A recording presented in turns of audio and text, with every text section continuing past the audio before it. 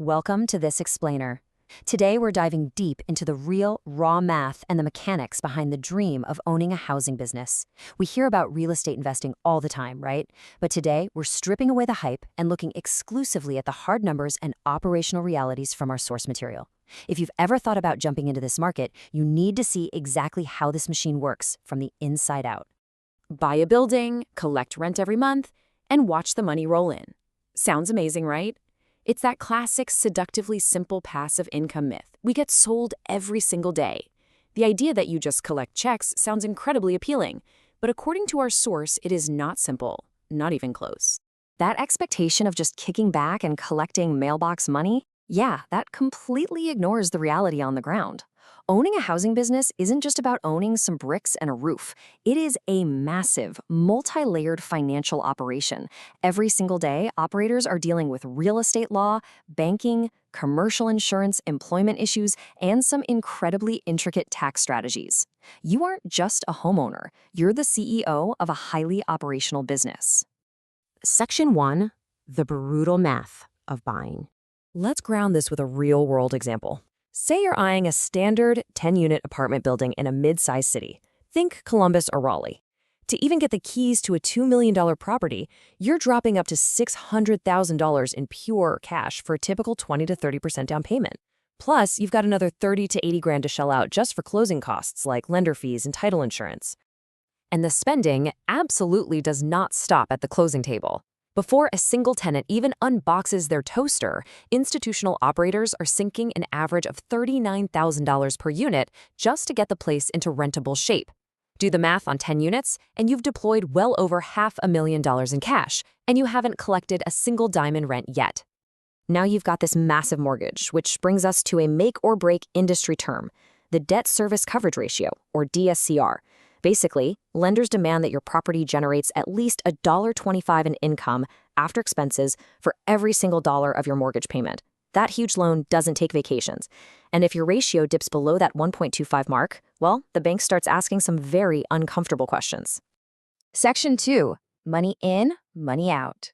Let's pull back the curtain on the actual cash flow engine.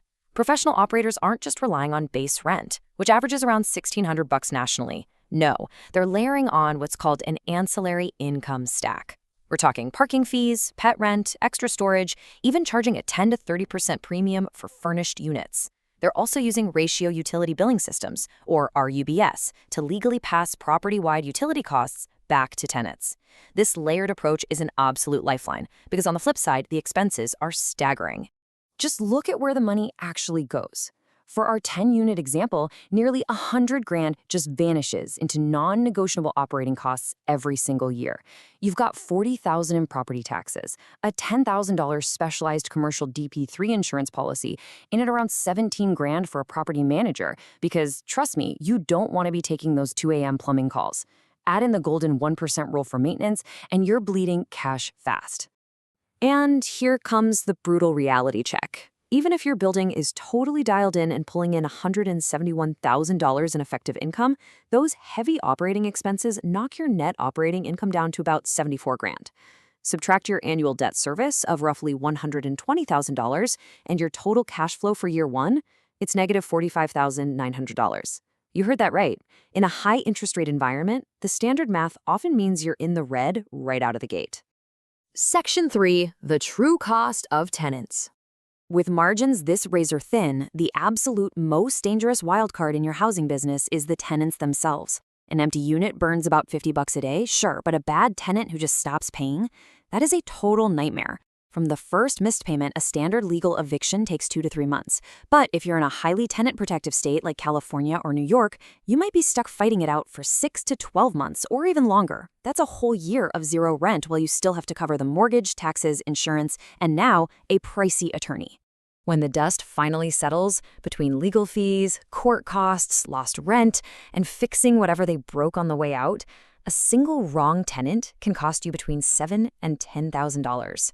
For a tight margin property, one bad apple literally wipes out your entire profit margin for the year before it's even over. And that right there is exactly why the pros are utterly ruthless about screening. The universal gold standard, the 3 times rule. A prospective tenant's gross monthly income absolutely must be at least 3 times the monthly rent, period. Every single hour you spend upfront checking credit, verifying employment, and hunting through court records for past evictions saves you thousands of dollars in absolute disasters on the back end. Section 4. The wealth building machine. So I know what you're thinking.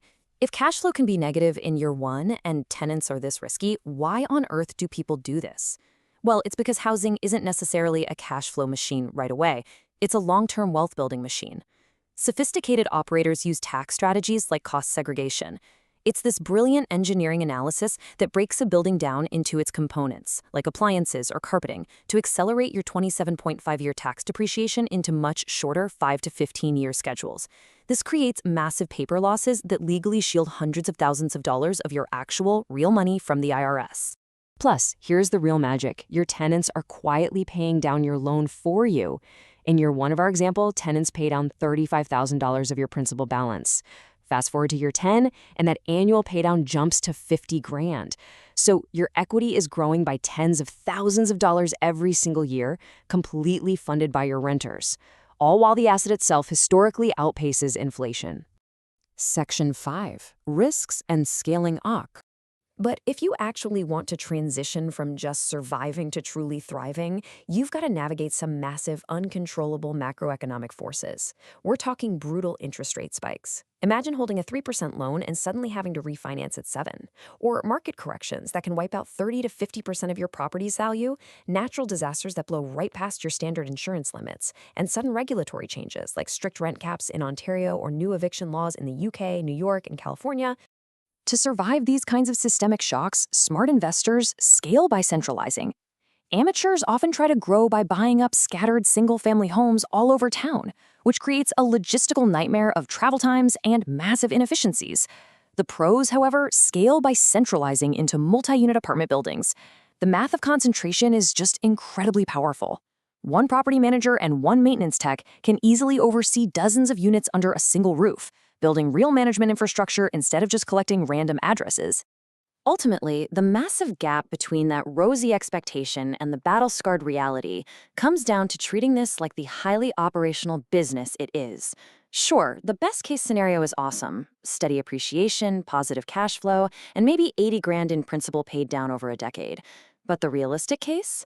That involves a $38,000 burst pipe, a $9,000 eviction, and you having to inject $6,000 of your own personal savings every year just to keep the building solvent.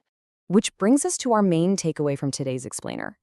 The housing business absolutely rewards the operators who prepare, who build a team, and who respect the math. For everyone else, it just charges a ridiculously expensive tuition to learn that lesson the hard way. So before you sign on the dotted line for that first property, you need to look hard at the brutal numbers and ask yourself one final provocative question. Are you really ready to run a complex, demanding business? Or are you just signing up to pay a very expensive tuition?